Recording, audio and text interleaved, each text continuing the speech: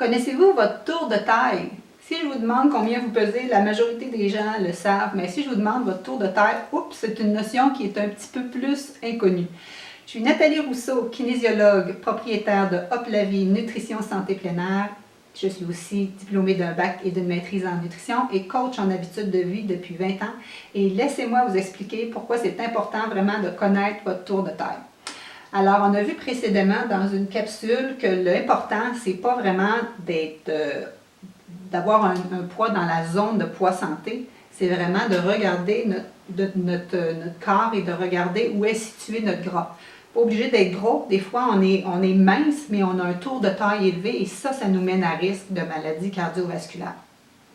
À part de ça, le tour de taille, c'est un des 5 facteurs du syndrome métabolique. Le syndrome métabolique, c'est quoi?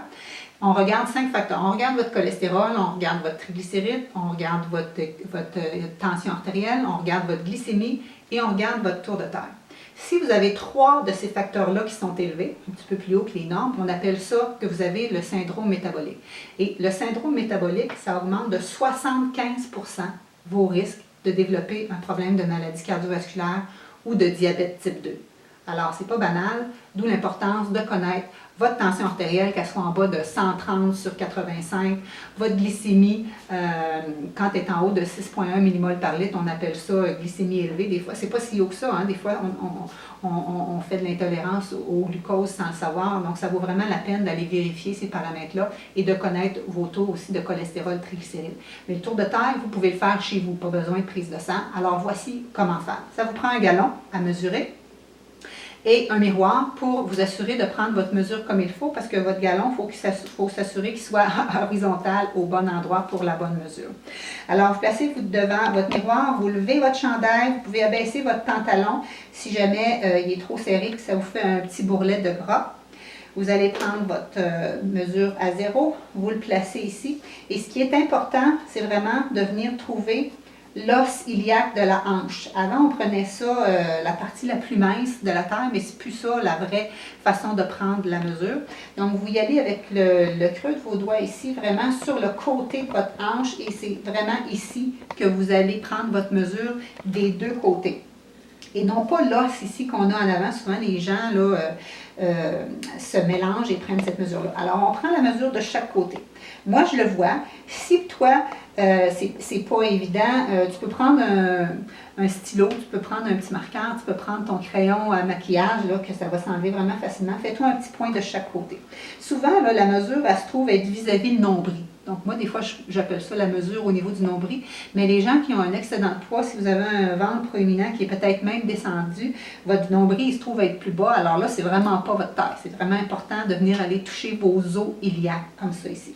Alors, on prend notre mesure, on met notre gallon juste au-dessus du petit point à l'horizontale. On se regarde dans le miroir pour s'assurer que c'est justement en belle ligne droite. On vient faire une superposition de notre gallon. Moi, j'ai un petit lousse de 1 pouce ici qui me permet justement de le faire. Je me place le corps bien droit, je regarde devant. J'ai mes pieds largeur du bassin. Je me tiens droite, j'expire.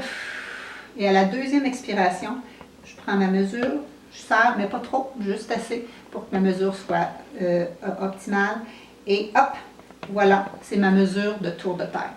Et à partir de là, tu viens comparer avec les normes ou les critères pour vérifier ton facteur de risque. Alors, on peut parler d'embonpoint abdominal ou on peut parler d'obésité abdominale. L'obésité abdominale, c'est vraiment les chiffres. Ici, on veut absolument que ça soit en bas de 102 cm pour les hommes, soit 40 pouces, dépendant de votre mesure sur votre gallon, ou 88 cm chez les femmes ou encore 35 pouces. On parle de risque un petit peu accru quand c'est 94 et 80, mais vraiment, les risques vraiment accrus de façon plus importante, c'est avec le 102 et le 88. C'est vraiment ces mesures-là qu'on veut absolument que ça soit inférieur pour diminuer justement nos risques de maladies cardiovasculaires, de diabète, hypertension, etc. Et pour ne pas avoir justement le syndrome métabolique, parce que le tour de taille fait partie d'un des 5 paramètres qui sont regardés à ce niveau-là. Super! Alors, à vos galons!